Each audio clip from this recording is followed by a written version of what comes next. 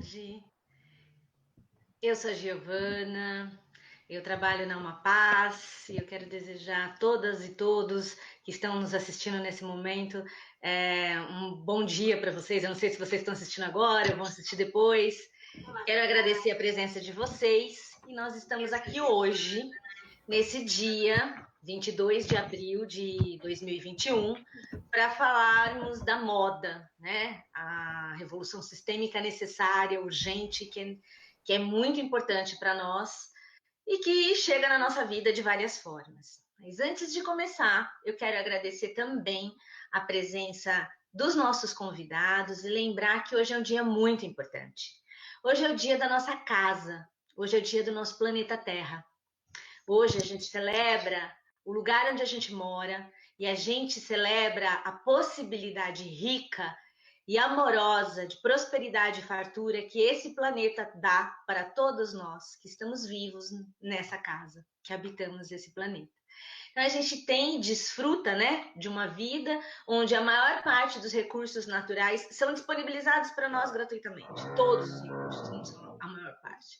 Então é impossível a gente começar um trabalho que vai falar sobre o nosso impacto humano na nossa casa sem lembrar e sem honrar o dia de hoje.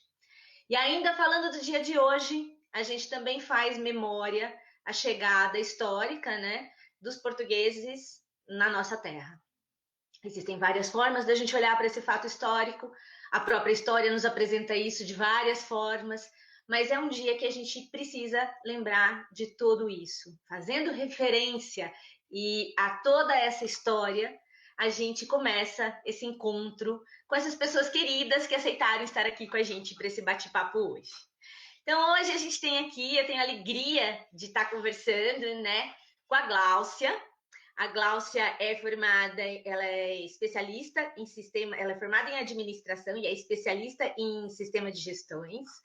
A gente tem a Sofia é engenheira ambiental e a Sofia trabalha na área fashion, já tem uma conexão com a Fashion Revolution. A Gláucia também, a Gláucia é uma empreendedora, está aqui também para trocar essa experiência, essa riqueza com a gente. E o Tiago, que é esse menino lindo que trabalhou com a gente e que ele estuda geografia e já fez vários trabalhos na Amapaz e que olha para a vida e traduz nos seus trabalhos esse compromisso com a interdependência e com a manutenção da vida em todas as formas. Então é por isso que a gente está aqui.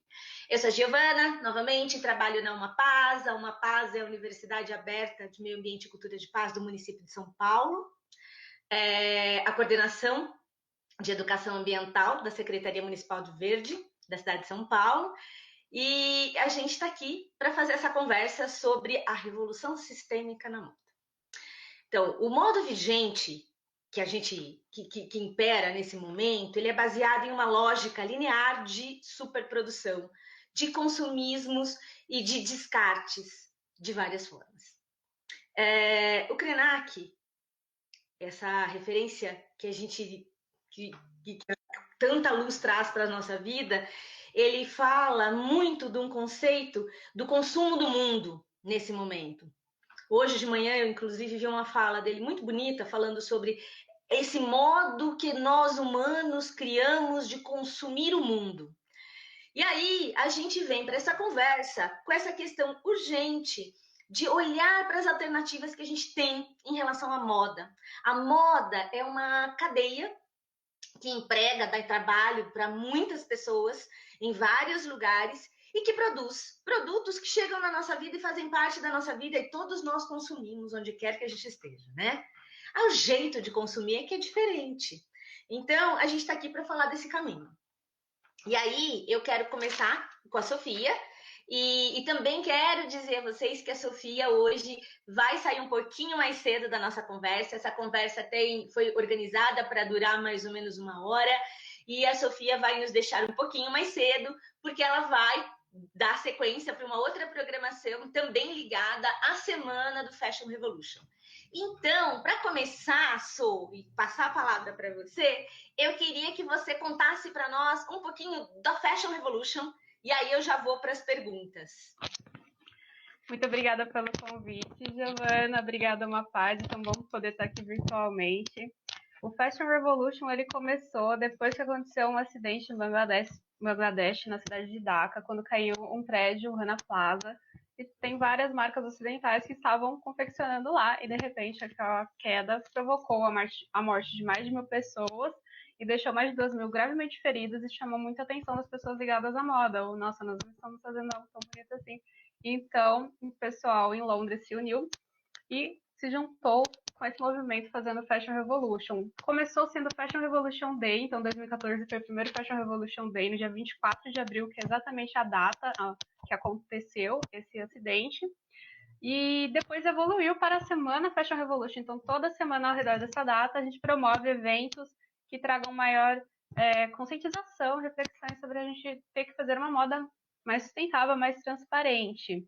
Então, não é só no Brasil, aqui no mundo todo está acontecendo a Semana Fashion Revolution e no site tem a programação do Brasil completo.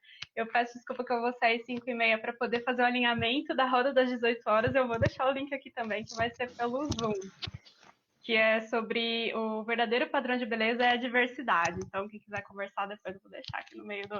Vou entrar no Instagram e mandar o link. Tá bom, Sofia, obrigada.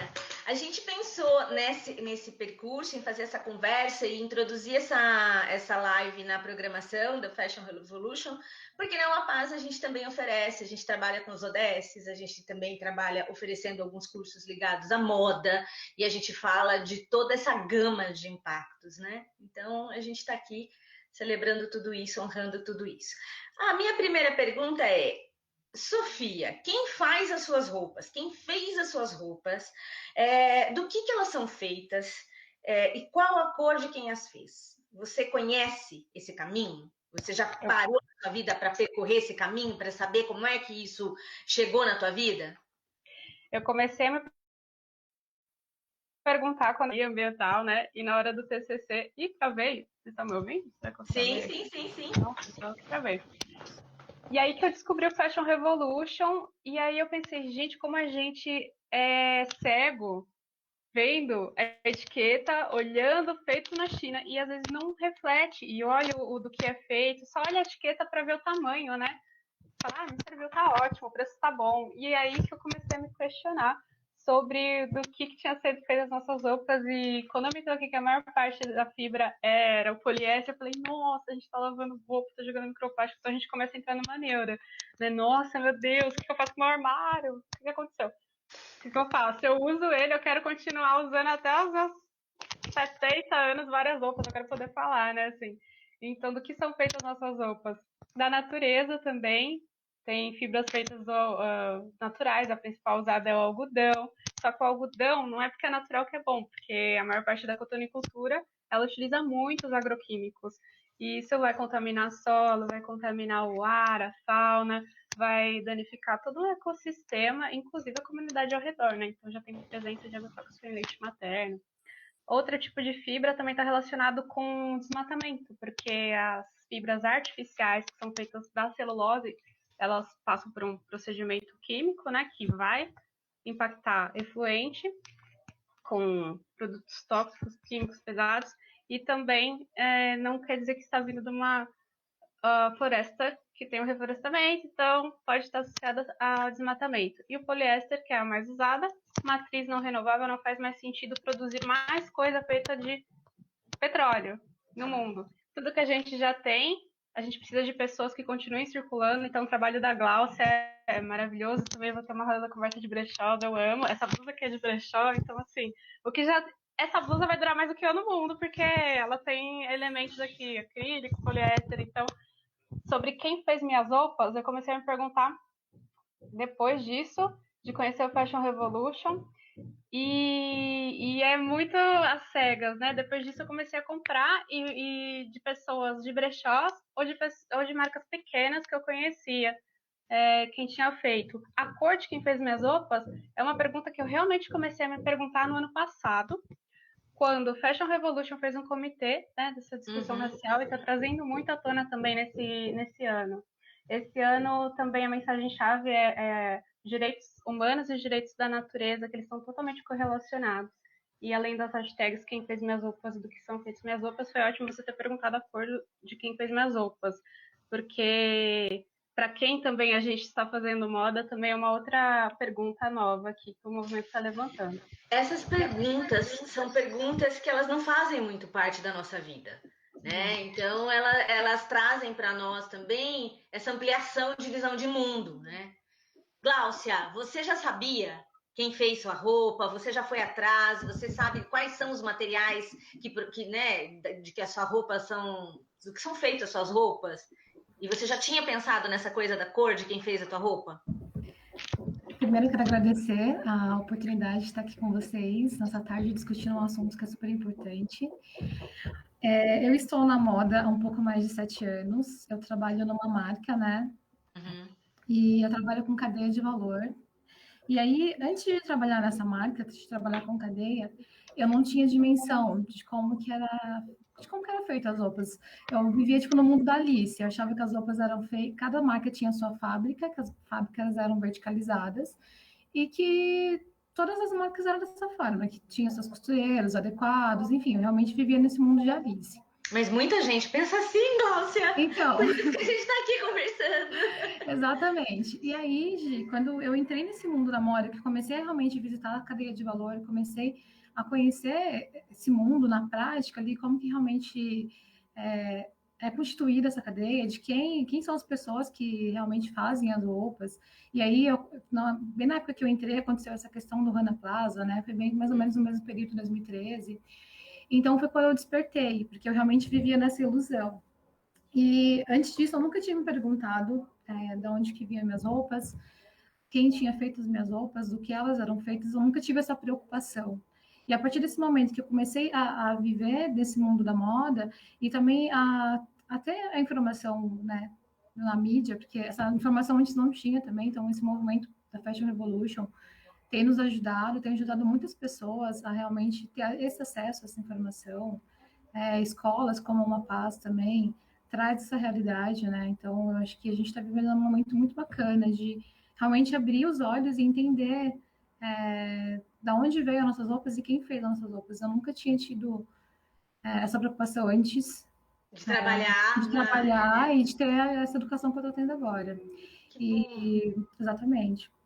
E eu quis abrir o meu brechó online justamente por isso, porque eu vejo o quanto descarte de roupa acontece de uma forma inadequada, né? E que a gente às vezes doa, e a doação não chega para quem precisa.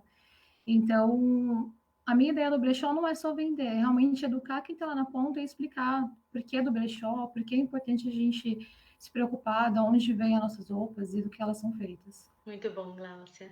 Tiago, meu querido, você já tinha feito algumas dessas perguntas? Você já se tinha perguntado, né, de onde veio a minha roupa, quem fez as minhas roupas, qual é a cara, a cor, né, o lugar onde moram as pessoas que fizeram a minha roupa? Boa tarde, gente. Primeiro agradecer, né, pelo espaço aqui conferido para a gente trocar essa ideia. Muito importante a gente trocar essa ideia. Olha, diferente das duas irmãs aqui, eu estou bem como uma população de senso comum, pode-se dizer, referente a toda essa lógica de mercado, de indústria, têxtil, né? Eu realmente não me faço essas perguntas, né? Mas como... Muito obrigada, Thiago. É isso mesmo. Falando... Muita gente não faz, né? Na verdade, assim, eu acho que é até importante eu colocar isso aqui, porque é isso, as pessoas não se colocam dessa forma e a gente pode, inclusive, fazer esse tipo de comunicação, né? Mas existe um porquê, né, da gente não fazer isso também. Não é como se as pessoas estivessem despreocupadas com essas questões. Existe toda uma lógica de estrutura, de mercado, de vida, né, que impede a pessoa trabalhadora de pensar nessas coisas, inclusive, né? Inclusive de educação, como a Gláucia acabou de falar, né? Exatamente. Não são coisas que a gente discute nem na escola, se vocês querem saber, né? A Uma Paz, exatamente pelo tipo de atividades que ela tem, o tipo de... Não vamos falar de temática, mas vamos falar de política que ela tem. Ela assegura esse tipo de diálogo. Mas na escola a gente não faz esse tipo de coisa. É um diferencial quando chega em sala de aula para as crianças. Então imagina isso na televisão para o senso comum, para a população ali que está assistindo sua novela, que está assistindo sua televisão, seu jornal, né? Isso não se chega. É o contrário, o que se chega é uma alienação estrutural referente a isso, né?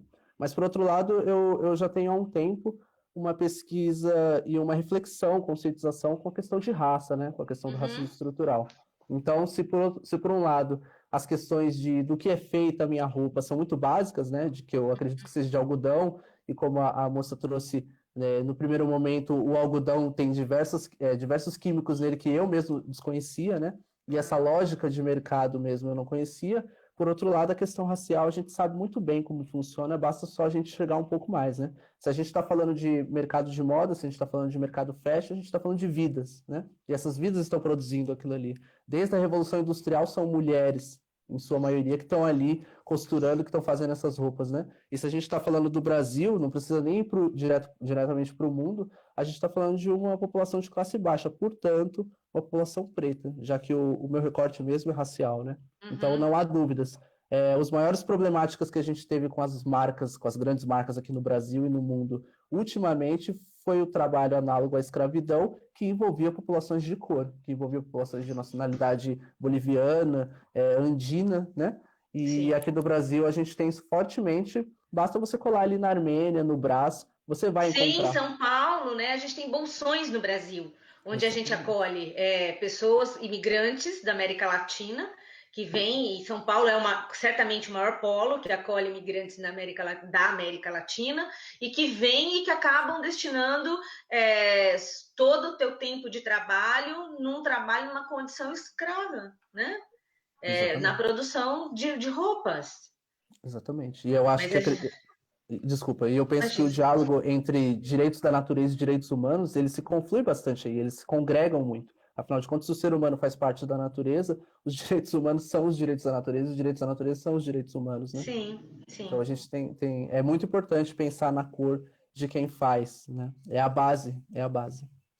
E no impacto, né, que toda essa cadeia deixa, como a Sofia colocou, né? Às vezes a nossa roupa, a gente vai comprar uma roupa de algodão, porque a gente vai ter um conforto, né, uma maciez, inclusive uma aderência à nossa transpiração, mas aí o algodão não é um algodão orgânico, tem todo um percurso que deixa uma série de marcas em todas as vidas que habitam o nosso planeta.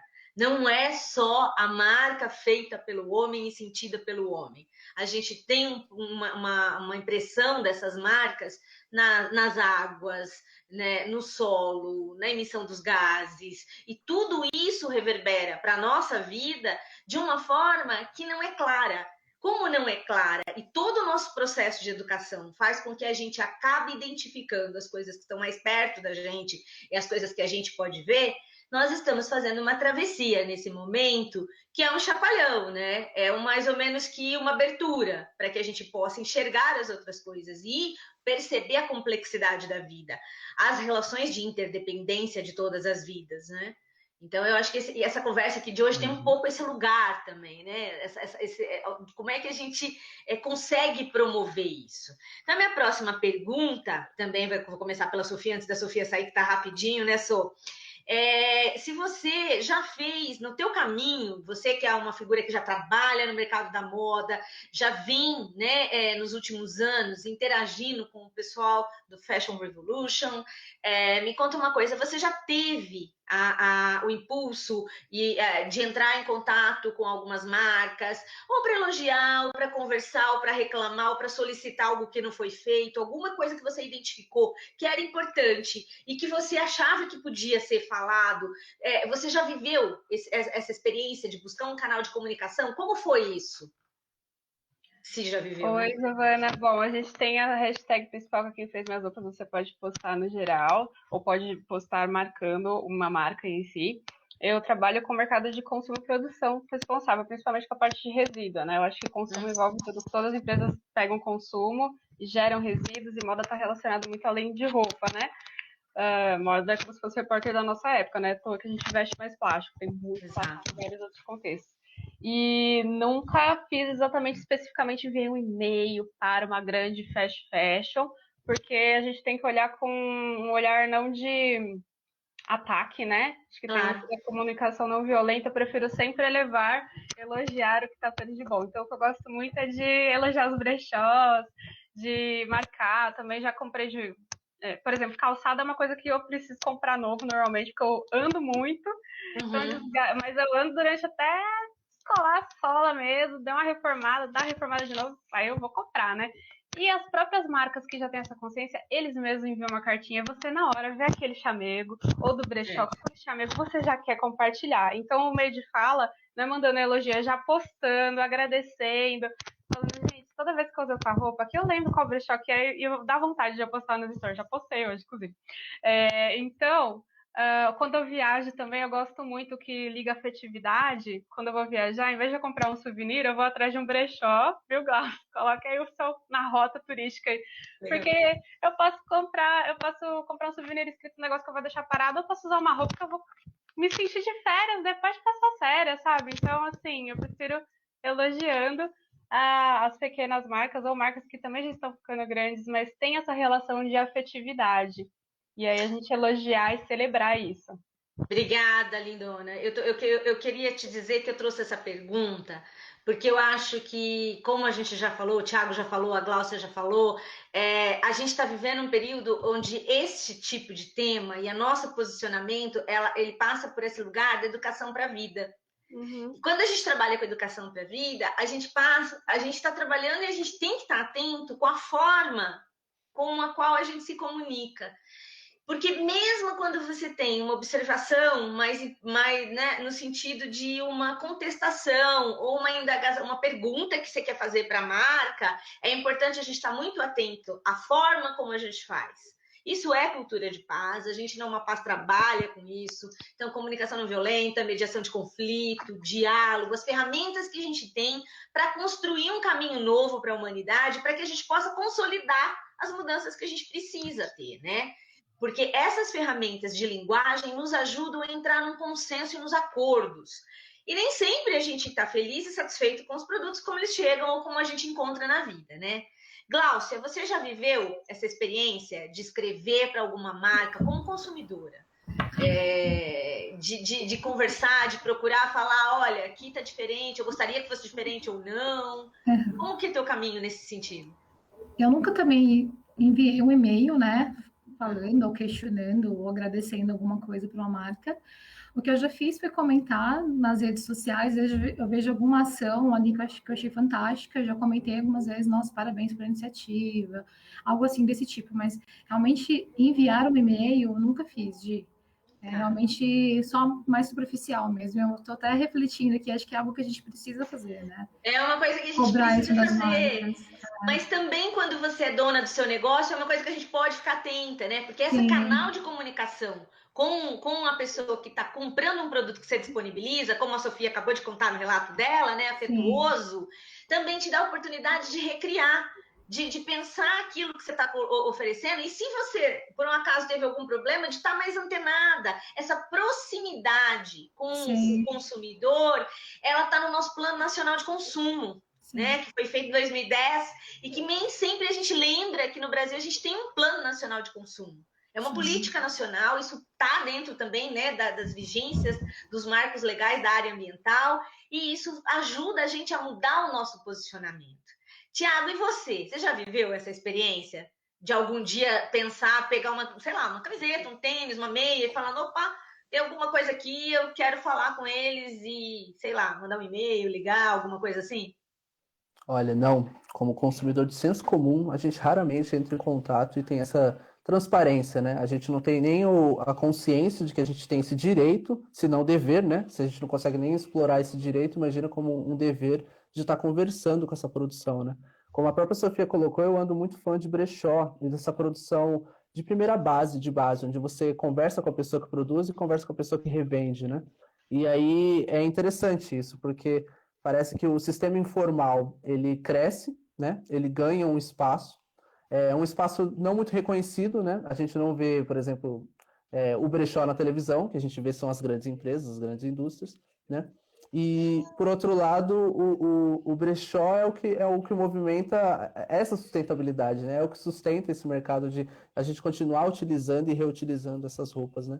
Então, ultimamente, eu tenho utilizado esses dois serviços. E aí é muito louco, porque o serviço do brechó, sim, eu estou conversando com as produtoras, com os produtores, enquanto o serviço industrial, não, eu estou totalmente por fora e alienado a ele, né? Isso acontece. Eu queria antes, né? Vou fazer uma outra pergunta para a Sofia antes dela ir embora, que está saindo, né? E aí eu volto aqui para fazer. Sofia, como consumidora, como que você se identifica? Você tem critérios para fazer uma compra? Seja ela para adereços, para acessórios, ou sei lá, uma roupa, um sapato. Quais são os critérios que te movem quando você vai fazer uma compra? Eu tenho um detalhe que eu sou muito mão de vaca, então isso me ajuda muito. Eu nunca gostei de olhar vitrine. Eu demoro muito para comprar uma coisa, e quando eu sou obrigada a comprar alguma coisa assim, específica, eu fico meio, ai meu Deus, não quero, né? Então eu tava pensando, principalmente na quarentena, aí pensando além de moda, porque roupa eu não comprei durante a quarentena nenhuma, assim, desde eu poderia começar também. Não, outro lugar, né? A pandemia é um lugar que apareceu na nossa vida, um jeito que a gente não conhecia e que tem um impacto muito profundo na cadeia da moda também, né? Na verdade, tem um impacto muito profundo em todas as nossas vidas, mas especialmente no nosso consumo, muito bem colocado. Sim, eu acho que sim, porque a gente ressignifica, mas eu doei muita roupa e eu acho que parece que o armário é infinito, né? Falo, nossa, tô dando tempo. E eu tenho roupa, eu juro, eu tenho uma saia que eu já fui numa paz, uma saia que eu tinha quando eu era criança, eu acho que ela largou, eu continuo usando, tô usando, acho fofinho. Mas, então, essa é a minha característica especial, mas o que me move a consumir, por exemplo, eu comprei na pandemia coisas que me fazem divertir, eu comprei um board balance, é tipo um skate, só que não é skate. Então, eu tô comprando experiência. Ou, no caso da roupa, tá relacionado à afetividade. Vou para um lugar, eu já vejo qual é o brechó que tem perto, levo um pouco menos de roupa. Eu vou querer trazer de lembrança, de verdade. Meu sonho acho que é sair pelo Brasil, assim, pontuando os brechós. Depois da pandemia, claro. Tá. Mas... E você tem algum... Quando você tá comprando uma roupa ou um acessório, você tem a preocupação com o descarte? Então, bom, Isso faz parte dos teus critérios? olha, eu quero uma coisa que dure muito ou que seja biodegradável, né? Assim, mas a minha relação, eu penso realmente que eu quero usar minha roupa quando eu tiver 70 anos, eu quero ter parte do meu armário de hoje usando, de verdade. Então, dificilmente eu penso em descarte, mas quando eu penso em como eu vou me desfazer disso, o que eu faço? Bom, tem peças que eu deixo parada para eu mesma fazer um upcycling, ou então eu pensar para que contato meu que eu sei que faz upcycling que eu posso destinar. Você Porque, costura? assim, eu prendo alfinetes mais do que costuro, porque aí dá pra eu repreender de outras maneiras. Meu vestido de formatura foi todo no alfinete, daquele de bebê. Mas eu costuro um pouquinho. Só que eu prefiro, né, pensar que eu vou usar muita roupa, quais as outras maneiras que eu posso usar a configuração da roupa, né, melhor, e aumentar esse ciclo mesmo. O descarte, eu acho que tem a gente pensar, nossa, como é que eu vou desfibrilar uma roupa que é feita de algodão, com poliéster, com outra fibra? Eu acho que a tendência seriam monofibras para facilitar também essa reciclagem. Mas antes de reciclar, tem o upcycling, que ele eleva na cadeia de valor. Eu vou ter que sair, mas eu agradeço o convite. Muito obrigada, gente. Eu vou deixar depois o link da conversa das 18. Quando tiver acabando essa daqui, eu entro no Instagram e mando na conversa, tá bom? Vou pra Tá reunião. bom, Su, obrigadão, viu? Prazer conhecer vocês, Gláucia. A gente se fala. Contato com a Gi. Valeu. Tchau, obrigada. Tchau. Vamos lá, Gláucia, e você? Então, gente, eu era muito consumista, muito. Eu era fanática por sapatos. Quem não, né? Nossa, era. E mulher, que não, eu acho que isso é uma coisa um pouco de gênero. Sim. Mas enfim. Mas eu tenho mudado bastante, de uns 3, 4 anos para cá, tenho mudado bastante a minha questão do consumo, tenho comprado bastante de segunda mão. Esse terninho que eu tô, por exemplo, era de uma amiga, a gente trocou. Então, assim, eu já tenho começado, eu já vinha nesse caminho de brechó há um tempo, e aí eu mudei o ano passado de uma casa um pouquinho menor para um pouquinho maior. E aí, o meu guarda-roupa da outra casa era muito pequeno. Mesmo assim, eu tinha muita coisa, gente. Eu fiquei impressionada com tanta coisa que eu tinha. Eu doei várias roupas que eu tinha. Nem tinha pensado no brechó ainda, né? Mas quando você era muito consumista, você tinha critérios para comprar uma roupa? Não tinha, Gi. Zero critérios. Eu comprava de 4 acordo com as... anos que você começou a Isso, mudar e a tua exatamente. visão de mundo começou a mudar Começou e você a mudar. começou a ter essa preocupação. E quando Exatamente. você começou a ter essa preocupação, Gláucia, você começou. Quais foram as primeiras coisas diferentes, os primeiros pontos que você começou a perceber que você estava mudando? Primeira coisa que eu comecei a mudar foi em relação à moda. Eu me preocupava muito que era tendência, então eu comprava o que era modinha ali do período, e aí, tipo, mudou como fala, mudou a temperatura, ou mudou realmente a tendência, eu já estava comprando a tendência nova. Então, eu comecei a observar que comecei a comprar roupas mais assertivas. Então, uma saia que eu conseguia usar no inverno ou no verão, uma blusinha que eu também conseguia usar com vários outros looks. Então, antes eu comprava um look pensando na blusa e na saia, às vezes já comprava aquele parzinho, e eu só usava aqueles dois, eu não pensava em ressignificar aquele meu look, eu sempre usava roupas diferentes. Ir numa festa e repetir a mesma roupa, nossa, era a morte, assim, não, detestava. Agora, com essa minha mudança, não, eu já consigo repetir os vestidos, já fui em várias festas com o mesmo vestido, às vezes uso numa outra ocasião, às vezes numa festa, mas eu coloco às vezes um casaco, dá uma quebrada, às vezes no look, enfim. Eu comecei realmente a comprar menos. E quando você começou a comprar menos, você já tinha essa preocupação, essa coisa com a questão do descarte? Sim. Na verdade, eu sempre tive essa preocupação, Gia. Eu nunca joguei roupa no lixo, desde quando minha mãe sempre doou para outras pessoas, né? A gente conhecia bazares ou pessoas que realmente necessitavam. Então, eu sempre tive essa preocupação do descarte. Que bom Isso eu sempre tive. Isso, agora, em questão da compra, eu nunca tive não tinha essa preocupação antes, mas o descarte eu sempre tive essa preocupação. Tá. E como empreendedora, quando você teve essa iniciativa de abrir um brechó online, virtual, você se deparou com algum tipo de preconceito com a roupa usada? Muito. Muito preconceito. Aqui no Brasil, as pessoas ainda têm muito preconceito. Eu era uma dessa pessoa, também que tinha esse preconceito. Conta pra nós, o que mudou? Então, na verdade, tem acesso à informação, né? E realmente visitar grandes brechós. A gente tem vários aqui em São Paulo, até pequenos também. E realmente ver a qualidade da roupa. E ter acesso a esses brechós me fez enxergar que as roupas são limpas, as roupas são novas, né? Porque a gente acha que é roupa velha, que é roupa rasgada. A gente ainda tem aquele conceito de brechó de igreja, né? Eu cresci numa cidade pequena, então lá tinha aqueles brechós de igrejas, onde realmente era aquelas peças vendidas a R$1, acho que até menos quando era criança, e era aquelas peças assim que não tinha mais condições de serem usadas. Então, acho que muitas pessoas ainda têm essa ideia de que brechó é assim, né? Que as roupas são nesse muito bom você ter tocado nesse ponto, eu te agradeço, porque a gente também tem uma leitura muito complicada, não tão clara, eu acho que faz parte desse processo de transformação nosso, né? De falar de educação para a vida, daquilo que a gente doa, né? Muitas vezes as pessoas doam roupas, que as roupas já não têm condição de uso. A própria pessoa deveria olhar para isso e ressignificar essa roupa de outra forma. Não dá para uma outra pessoa, porque às vezes a roupa vai muito, né, cheia, muito sofrida já.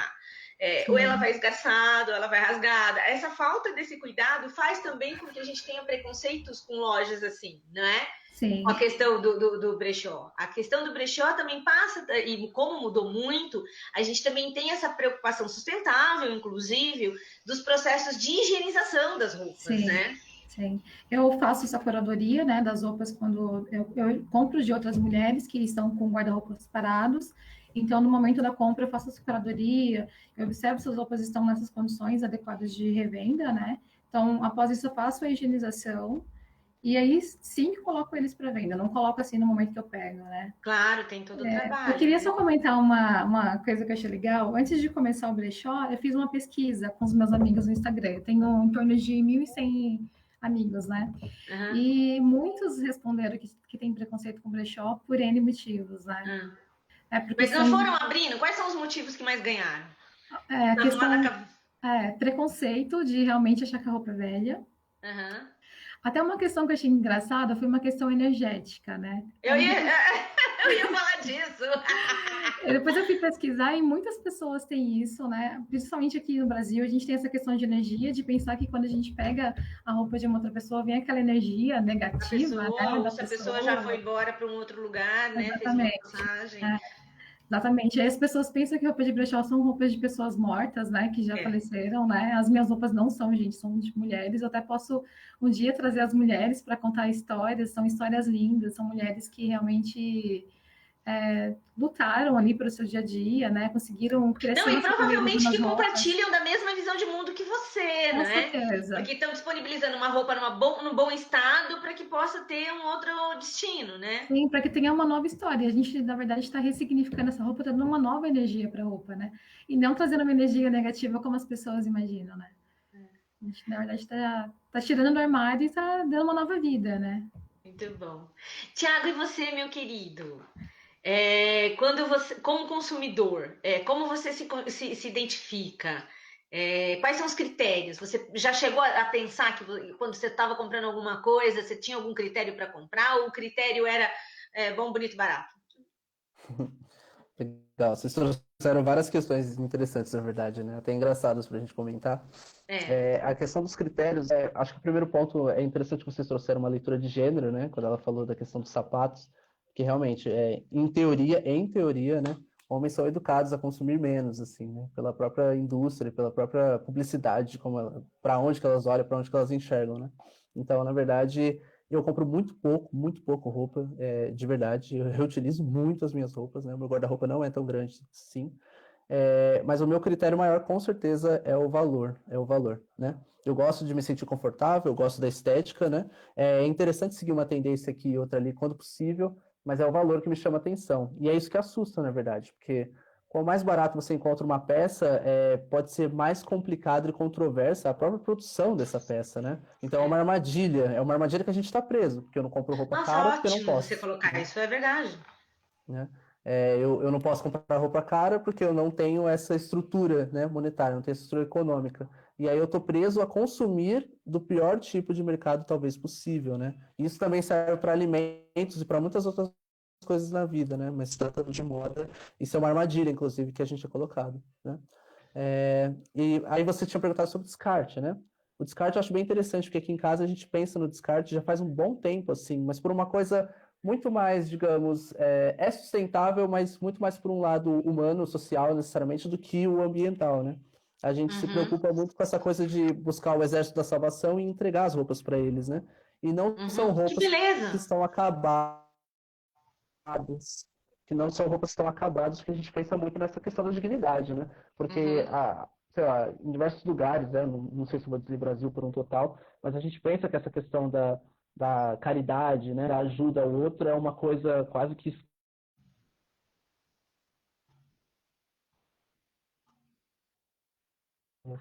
Oi, cortou um pouquinho. Oi, isso, cortou um Isso, pouquinho, ajuda. voltei. Isso, voltei. Não, tá certo.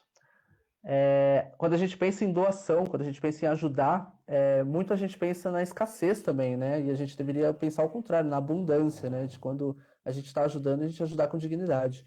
Então, é muito importante essa ideia de como a gente descarta, e acho que a doação é uma das coisas mais importantes para se fazer assim. Não pegar a sua roupa que já está acabada e doá-la, né?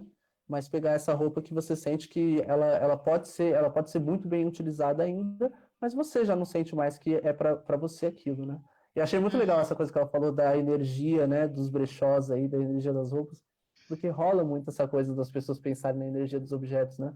Sendo que é muito louco, porque ao mesmo tempo que você pensa na energia dos objetos, você pode também pensar na limpeza da energia dos objetos. Não dá Pois nada, né? é. Como que você vê isso, Thiago? Você, quando vai comprar uma roupa, você pensa na energia que ela vem, que ela tem ou não? Não, sinceramente não. É porque eu penso no seguinte, eu sou espiritualista pra caralho, espiritualizado bastante, mas eu penso no seguinte, quando a pessoa ela está lidando com um descarte, né, e vamos dizer, um descarte não, mas uma entrega, seja ele para brechó ou qualquer tipo, a própria energia da pessoa já é uma energia de entrega, então ela já está disponibilizando aquilo para o próximo. Então não necessariamente eu vou pegar algo ruim daquilo, eu não tenho essa crendice, né? A minha ideia é o contrário, eu penso que na verdade a pessoa já está entregando aquilo, então agora é meu. E aí eu faço uma limpeza que não é espiritual, é na máquina de lavar mesmo, e depois eu utilizo ela normalmente. Ótimo. Se a né? gente pensar nisso de espiritualidade, a gente nem compra roupa, né? Porque já vem com a energia de quem produziu, né? Exato, De quem Então, e exatamente. muitas produziu, vezes né? em condições muito complicadas. Sim. Perfeito, perfeito. E aí eu quero fazer mais uma pergunta. Vocês têm um hábito, você, não sei, Thiago, você já teve, a tua mãe já te levou numa costureira, num costureiro, num alfaiate, você já teve uma roupa feita por outra pessoa que pudesse ter sido experimentado, que você estava ali conversando com a pessoa, que a roupa tem a tua cara?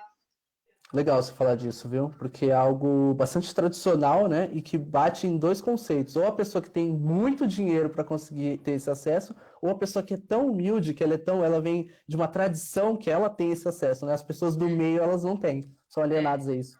É assim, eu nunca tive esse processo, mas eu ando interessado nisso, né? Vai ter uma formatura de uma amiga, eu vou precisar ir a rigor, e eu vou comprar isso de uma galera africana, de uma galera imigrante que produz ternos a caráter, né? Ternos com essa cara africana, com essa estética africana. E aí eles vão fazer minha roupa, né? E aí, necessariamente, eu Nossa, pensei que que bacana! isso é muito sustentável, né? Porque eles compram o tecido, eles mesmos produzem, é um acordo justo, de um valor justo, muito digno, né? É, tem outra pegada. Eu acho que isso aí é muito tradicional, é muito antigo, porque não envolve essa ideia Não, de a gente está indústria. honrando exatamente uma A gente está cultura, honrando uma profissão, uma cultura, a gente está honrando uma um dignidade saber, mesmo. né? É. Exatamente. É, devia acontecer mais, mas é muito escasso, né? Eu acho que E está entre dois nesse pontos. caso, por exemplo, você fez porque você está fazendo essa encomenda porque você conhece esse grupo de pessoas. Se você não conhecesse, qual seria o caminho que você faria para poder chegar num produto que tem toda essa especificidade, pessoas que fazem, o tecido que está ali, que vem de uma determinada cultura? Como é que você faria esse percurso? Eu acho que é necessariamente o que eu fiz, porque eu não conhecia bem esses produtores. O que eu Tá. fiz foi chegar em pessoas conhecidas, né, que entendem mais dessa tendência, afinal de contas eu compro muito pouca roupa, e eu, na verdade, solicitei para eles, poxa, será que você me consegue contatos que possam estar me disponibilizando essas roupas, que possam estar fazendo essas roupas sob medida para mim, né? E aí essas pessoas me trouxeram esses nomes exatamente dessa forma. E foi assim que eu conheci essa galera, mas eu ainda não pude encomendar porque pandemia, né? Mas foi exatamente dessa forma, foi de boca em boca, é uma coisa de. Não existe um lugar que eu sei base onde eu consigo encontrar, né? Mas que eu saiba, se você for no próprio Brás, você encontra, né? As mesmas pessoas que estão vendendo ali tecido, elas também têm essa produção por fora, né? Que é a coisa do da costureira, do alfaiate, né? Uma coisa bem tradicional, assim. E que não é tão divulgado, mas você encontra só no tete-a-tete saindo na rua, acredito eu, né? Pelo menos é a Tá. forma como eu iria buscar. Tá bom, obrigada. E você, Gláucia? Você tem essa experiência de ir na costureira, escolher um tecido, mandar fazer uma roupa? Como é isso na tua vida? Então, eu tive na minha infância, como eu comentei no começo, eu morava numa cidade pequena, então não havia shoppings na época, hoje já tem shoppings, né, na cidade. E havia pouquíssimas lojas de roupas, e aí minha mãe sempre foi muito vaidosa, né? Tanto com ela quanto conosco, comigo e com o meu irmão. Então ela gostava de pedir para a costureira fazer roupa para nós. Então ela via alguma roupa na revista e ela pedia para fazer. Era uma oportunidade muito legal, eu achava fantástico, porque realmente era sob medida, minha mãe comprava o tecido numa loja de tecidos específicas, e aí essa costureira fazia as roupas para nós, então era uma experiência fantástica. Eu sinto falta de ter essa experiência hoje. Eu acho que também existem poucas costureiras, pelo menos assim, no meu meio, ou que eu conheço, que façam esse trabalho. Muitas hoje trabalham em fábricas, né? Não trabalham na sua casa, ou trabalham somente fazendo concertos, né? Não conheço nenhuma costureira que realmente faça esse trabalho de fazer uma roupa sob medida. Não conheço, não tenho acesso. Igual o Thiago falou, se a gente não perguntar boca a boca, a gente acaba não tendo essa informação. Mas eu vejo que está tendo bastante crescimento. Eu vejo algumas pessoas assim no Instagram publicando, né? Que é algo que fez uma roupa sob medida. Também estou vendo que está tendo bastante movimento de crochê, de macramê. Então, acho que essa questão do resgate da cultura, assim, do manual, está voltando, de você saber quem realmente fez a sua roupa, quem fez seu acessório, acho que tá muito forte, né? Tá voltando muito forte agora na nossa cultura, né? Acho que a pandemia acabou trazendo isso para nós, né? A gente se aproximou dessa nossa cultura, né? De Eu acho que a pandemia trouxe duas coisas, trouxe muitas coisas importantes. Uma delas é saber que a gente não precisa de tanta roupa, né? essa clareza sobre isso, a relação com o consumo. A segunda coisa é a gente ter essa oportunidade de fazer esse entendimento mesmo das questões dos direitos humanos, dos direitos da natureza, aonde isso se encaixa e como isso se impacta na nossa vida e aonde essa conexão ela passa pela nossa escolha e pelo nosso poder de compra, como De o Thiago repensar acabou nossos de colocar. valores, né? Exato, e o Thiago falou uma coisa muito bacana na primeira fala dele, que é a questão do valor, né? Que de repente a gente se encontra, muitas pessoas, a maior parte dos brasileiros, muitas vezes, se encontram nessa armadilha da gente ter não conseguir economicamente comprar coisas que a gente gostaria, então a gente compra coisa boa, bonita, dentro daquilo que eu tenho de recurso, que normalmente é uma coisa que assim, eu vou comprar uma roupa barata. Comprando uma roupa barata, provavelmente eu estou comprando uma roupa que tenha mão de obra de escravo infantil, que tem uma série de coisas por trás, que nem sempre a gente consegue olhar, que nem sempre tem um algodão que não é um algodão orgânico, tem uma série de coisas que a gente não contabiliza. Mas talvez, se a gente conseguir ainda, no início, estamos aqui, né? Início do século XXI, a gente pode quebrar essa cilada, a gente pode sair dessa armadilha, lembrando e localizando uma costureira no bairro, comprando um tecido, indo procurar saber de onde vem esse tecido, ou reorganizando uma roupa que eu tinha, procurando a costureira e dando uma outra vida para essa roupa, repaginando essa roupa. Essas são formas que a gente tem de sair dessa armadilha, mas para a gente poder sair dessa armadilha, a gente precisa aprender a identificar as armadilhas que estão na nossa vida, que estão ligadas ao consumo, a todo o espectro de consumo, né, que vai da alimentação, vestuário, locomoção, uma série de outras coisas que estão na nossa vida, e que a gente precisa aprender a entender esse mecanismo e a perceber, para poder se apropriar desse poder de compra, de consumo que a gente tem, que é o poder da escolha. Eu posso escolher de acordo com os valores que eu tenho, mas eu tenho que olhar isso, eu tenho que perceber, eu tenho que olhar para a minha vida e saber o que cabe para poder fazer essas escolhas. E quando faço essas escolhas e percebo, inclusive, muitas vezes que preciso conversar, reclamar ou reorganizar a coisa para me comunicar com outras pessoas, lembrar que a nossa vida ela é organizada, né, pelas relações sociais, que a gente nasceu e que a gente foi criado num processo social e que nem sempre a forma como a gente se expressa é uma forma mais clara. Às vezes ela vem muito imbuída de muitas emoções e a gente acaba perdido, né? Na ira, na raiva, em alguma coisa, e a gente não se faz entender, e aí a gente vai rompendo uma série de valores e criando ruídos, né? Então, para as marcas, sejam as grandes ou as menores, eu acho que uma preciosidade grande é esse canal de comunicação que a gente falou aqui, mas acho que também para a gente é um lugar de protagonismo, né? De passar a exercitar esse protagonismo, sair da zona de conforto que a gente estava, né? Para que a gente possa conversar com quem fez, ou com quem faz, ou buscar novas oportunidades, né? De fazer a roupa que você quer, que te dê, que é uma roupa que seja uma roupa que, enfim, te alegre, né? Mas basicamente hoje em dia é uma coisa muito muito ancoradas no conceito de compra, tá o conforto, né? É uma premissa nossa, o conforto. Então, que essa roupa seja assim, mas que ela também tenha todo esse olhar para quem fez, para quem colheu, né? Para o material de que ela é feito, que a gente vai comprar uma roupa que tem muito, às vezes, microplástico, plástico, como foi falado, e aonde vai isso, né? Os oceanos estão cheios. E aí, enfim, é um pouco isso.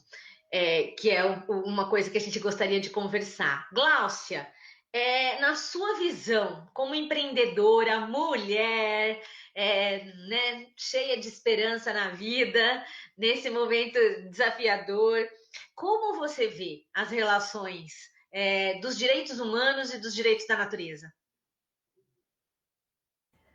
Eu acredito que foi o que a gente estava falando agora há pouquinho, acho que a pandemia fez a gente refletir nossos valores.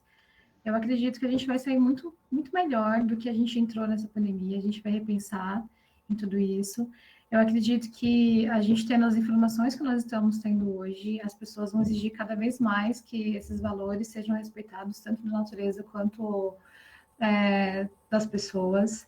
Então, eu tenho fé que as coisas vão ser melhores daqui para frente. Eu acredito que a gente está aprendendo muito com essa pandemia. Então, eu realmente tenho fé. E você, Tiago, para você, como é que aparece a conexão dos direitos humanos e dos direitos da natureza nesse contexto? Bem, é bem complexo, é bastante coisa, na real, né? Mas ao mesmo tempo é muito simples, né?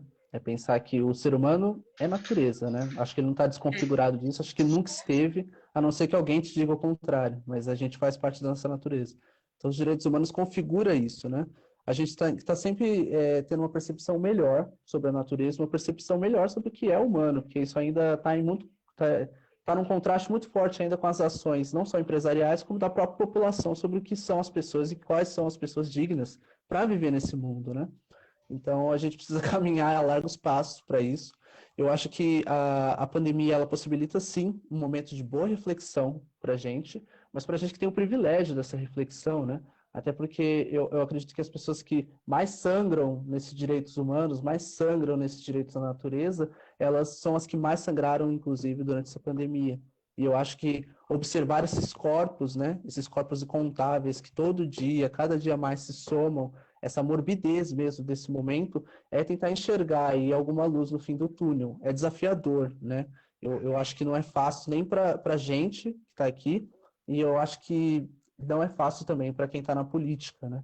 Mas Uhum.